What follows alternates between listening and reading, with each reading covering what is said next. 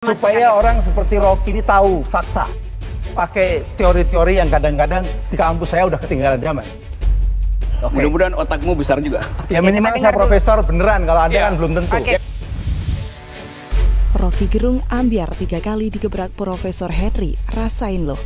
Ditulis oleh Nina Nur dari siwa.com. Begitu banyak orang pintar di Indonesia, namun bagi gerombolan kadrun yang paling pintar se-Indonesia hanyalah Rocky Gerung. Lebih profesor dari profesor. Padahal secara akademis, Rocky sendiri sudah tidak mengajar di Universitas Indonesia. Jadi dosen enggak, apalagi profesor. Tapi si Rocky ini memang begitu lagaknya. Berasa lebih pintar daripada segala dosen, profesor, dan siapapun yang ada di dalam pemerintahan Presiden Jokowi.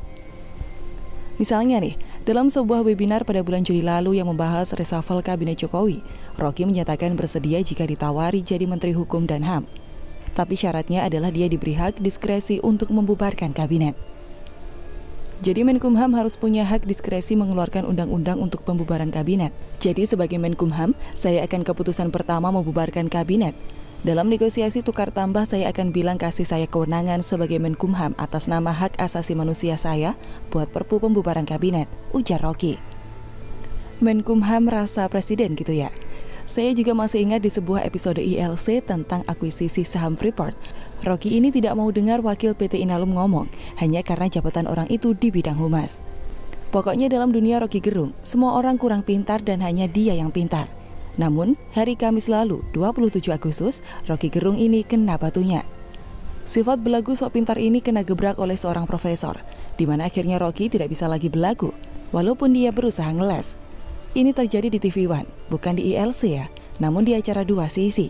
Yang dibahas adalah klaim Indonesia Corruption Watch atau ICW yang katanya menemukan adanya dana yang dikeluarkan oleh pemerintah sebesar 90,45 miliar rupiah untuk jasa influencer. Disebut bahwa Kementerian Komunikasi dan Informatika atau Kominfo menggunakan dana itu sebesar 10,83 miliar rupiah. Oleh sebab itu, TV One mengundang staf ahli Menkominfo bidang hukum Profesor Henry Subiakto sebagai narasumber untuk dipertemukan dengan Rocky Gerung. Selain itu ada pula Ali Mokhtar Ngabalin dari kantor staf presiden. Sebenarnya saya mau nanya juga ke TV One, apa ya urusannya Rocky Gerung ini dengan klaim temuan ICW? Orang KPK bukan, orang ICW bukan, pengamat korupsi bukan, ahli anggaran pun bukan. Tapi ya sudahlah. Toh dalam momen acara itu, Rocky akhirnya ambiar kena gebrak. Intinya menurut Rocky Gerung, penggunaan jasa influencer untuk menutupi ketidakmampuan pemerintah dalam mensosialisasikan programnya. Dia menyebut adanya ketidakpercayaan pada semua informasi dari pemerintah. Saya nggak berharap informasinya palsu, tapi faktanya orang tidak percaya, papar Rocky. Dia juga menuding adanya hasil survei yang mendukung pemerintah setelah dana keluar. Dengan kata lain, survei itu dibayar oleh pemerintah. Kemudian giliran Profesor Henry yang diberi waktu oleh pembawa acara untuk menjelaskan. Profesor Henry mengatakan dirinya tahu persis soal dana itu dan menegaskan di Kominfo tidak ada yang namanya influencer yang dibayar untuk jadi semacam megapon untuk pemerintah. Memang Kominfo pernah menggunakan jasa influencer, tetapi tidak dibayar. Terus terang saya pakai influencer di sini, tapi saya nggak bayar. Saya pakai Ustadz Abdul Somad. Saya pakai Ustadz Haikal untuk menyuarakan kepentingan waktu itu adalah supaya Idul Fitri tidak perlu mudik, paparnya. Bahkan pimpinan redaksi TV One juga pernah dimintai tolong. Termasuk ada tokoh besar yang mengajak para selebriti untuk membantu kampanye pemerintah. Tujuan Profesor Henry menjelaskan tentu untuk membantah klaim ICW dan tuduhan Rocky Gerung. Supaya orang seperti Rocky ini tahu fakta, dia hanya bicara secara imajinasi dan pakai teori-teori yang kadang-kadang di kampus saya sudah ketinggalan zaman, ungkap Profesor Henry. Jeder, gebrakan pertama nih, yang dibahas Rocky dengan tertawa. Saya guru besar Universitas Erlangga, tambah Profesor Henry. Ucapan profesor itu justru mendapat sindiran dari Rocky Gerung. Mudah-mudahan otakmu besar juga, sindir Rocky Gerung. Minimal saya profesor beneran, kalau Anda kan belum tentu, balas Profesor Henry. Gebrakan kedua, Rocky pun terlihat ketawa, tapi ketawanya agak grogi saya lihat. Dia tidak menyangka digebrak dengan kata-kata seperti itu. Bagi diringkut topengnya dengan gerakan yang cepat dan lihai. Karena sudah kena timpuk bata, Rocky pun berusaha untuk mengendalikan suasana. Dia nggak mau dong nanggung malu kelamaan. Dia pun berusaha ngeles dengan memberikan serangan balik ke arah Profesor Henry. Baru mau menjelaskan lebih lanjut, kata-kata Profesor Henry dipotong oleh Rocky Gerung. Rocky lantas menanyakan jabatan resmi Profesor Henry di Kemkominfo. Dijawab bahwa Profesor Henry adalah staf ahli bidang hukum. staf ahli bidang hukum, bukan petugas humas ya. Rocky berusaha menyindir tapi nggak sukses. Terus kenapa? Sekarang jabatanmu apa? Saya staf ahli bidang hukum. Dulu saya staf ahli bidang komunikasi, kata Profesor Henry.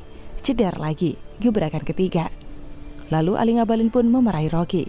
Masih ada penjelasan panjang Profesor Henry soal penggunaan dana 10,83 miliar rupiah tersebut, yakni untuk pelatihan masyarakat dan artis yang membawa obor Asian Games 2018. Dana segitu aja diributin ICW. Kenapa fee Formula E yang mencapai 560 miliar rupiah tidak? Halah, yang penting kita bisa melihat ketika Rocky sampai kehilangan muka di depan publik gara-gara kena gebrak Profesor Henry. Halah, yang penting kita bisa melihat ketika Rocky sampai kehilangan muka di depan publik gara-gara kena gebrak Profesor Henry. BP, Shell, Exxon, dan Chevron rugi ratusan triliun. Pasti salah Ahok juga nih. Ditulis oleh Syardi dari siwa.com. Saat diumumkan Pertamina rugi 11 triliun rupiah, seolah kelompok sebelah ada bahan segar untuk menyerang Ahok. Bahkan ada kader partai munafik yang meminta Ahok segera dipecat. Saya gatal ingin ikutan berkomentar, tapi saya menunggu sambil mengumpulkan data. Datanya sudah siap. Kalau cuma debat rasanya tak akan berefek banyak. Kalau saya bilang alasannya apapun itu, yang penting Ahok salah, titik, tidak pakai koma. Ahok diangkat jadi komut aja banyak yang gerah dan tidak senang, apalagi saat diumumkan Pertamina rugi 11 triliun rupiah. Makin senanglah mereka. Dan ini data yang saya kumpulkan. Seharusnya sangat mudah prediksi kenapa Pertamina rugi. Orang awam juga tahu kenapa banyak perusahaan sesak nafas. Ada yang bangkrut, PHK massal, karyawan dikurangi gajinya, orang kaya jatuh miskin, dan sederet masalah ekonomi lainnya. Pertama, atau British Petroleum atau BP, perusahaan raksasa minyak asal Inggris, rugi sebesar 16,85 miliar US dollar atau setara 247,2 triliun rupiah pada kuartal kedua 2020. Rugi karena harga minyak anjlok selama pandemi virus corona. Pada periode yang sama tahun lalu, BP untung bersih sebesar 1,82 miliar US dollar. Karena itu, BP akan memangkas 10.000 pekerjaan atau 15% dari tenaga kerja global. Kedua, Royal Dutch Shell, perusahaan minyak asal Inggris Belanda, juga mengalami kerugian sebesar 18,1 miliar US dollar atau setara dengan 262,45 triliun rupiah pada kuartal kedua 2020. Dan di periode yang sama tahun sebelumnya, perusahaan ini mendapat laba bersih mencapai 3 miliar US dollar atau 43,5 triliun rupiah. Kerugian ini terjadi karena jatuhnya harga minyak mentah dunia akibat tekanan ekonomi di tengah pandemi COVID-19. Ketiga dan keempat, Exxon Mobil dan Chevron juga merilis laporan keuangannya di kuartal kedua 2020. Kedua perusahaan minyak raksasa dunia ini juga mengalami kerugian akibat pandemi corona yang telah menghancurkan ekonomi global. Karena wabah corona, terjadi penurunan permintaan minyak sepanjang tahun 2020. Exxon mengalami kerugian sebesar 1,1 miliar US dollar atau setara 16 triliun rupiah. Pada kuartal 1 2020 juga mengalami kerugian.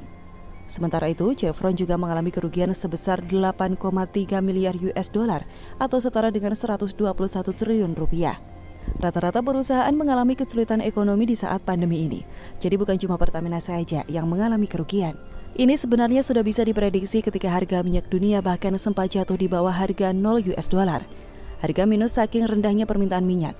Mudah dipahami karena banyak negara lockdown. Orang-orang lebih banyak berdiam diri di rumah, sehingga konsumsi minyak turun drastis. Saya tak akan jelaskan lebih jauh mengapa bisa rugi, karena ini sangat panjang dan terkait dengan penyimpanan minyak, sedangkan sumber minyak terus mengalirkan minyak ke tempat penyimpanan. Mereka yang membenci Ahok tak akan peduli dengan ini, pun tak akan sanggup mencerna ini karena kapasitas otaknya hanya untuk mencaci orang yang mereka benci. Jadi kerugian yang dialami BP, Shell, Exxon, dan Chevron juga pasti salah Ahok juga nih. Iya kan? Bener nggak nih? Kerugian perusahaan di atas jauh lebih besar daripada kerugian yang dialami Pertamina. Wabah corona adalah salah satu faktor penyebabnya. Rasanya geli sekali ketika saya mendengar ada kader partai munafik meminta kinerja Ahok dievaluasi dan ngotot minta dia dipecat.